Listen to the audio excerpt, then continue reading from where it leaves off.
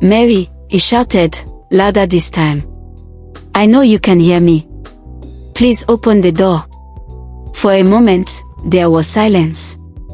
Then, a sudden crash came from inside. A chair.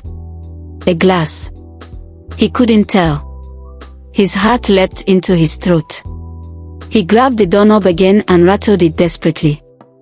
"Don't do this," he whispered, his voice breaking. "This is my home too." The memories came rushing in, uninvited. How his mother-in-law had always spoken to him with disgust. How she once told him, "A man who can't give my daughter the life she deserves has no right to her."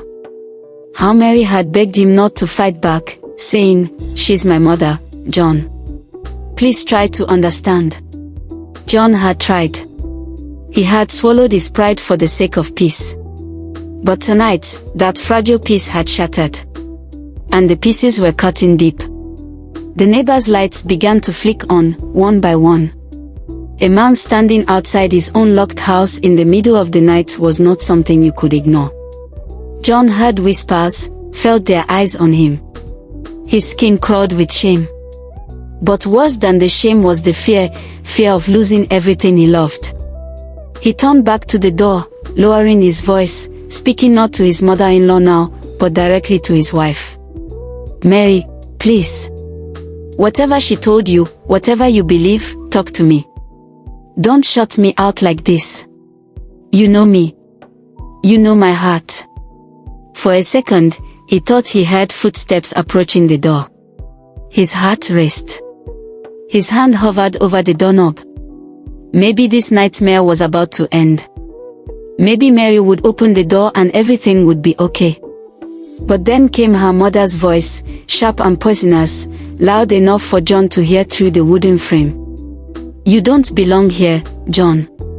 Go back to where you came from. My daughter doesn't need you. The children don't need you." The words stabbed deeper than any knife. John's legs weakened, but anger kept him standing. He clenched his fist, every muscle in his body trembling. He wanted to scream back, to break down the door, to prove her wrong. But he stopped himself. His daughters were inside. He couldn't scare them. He couldn't let them see their father like this.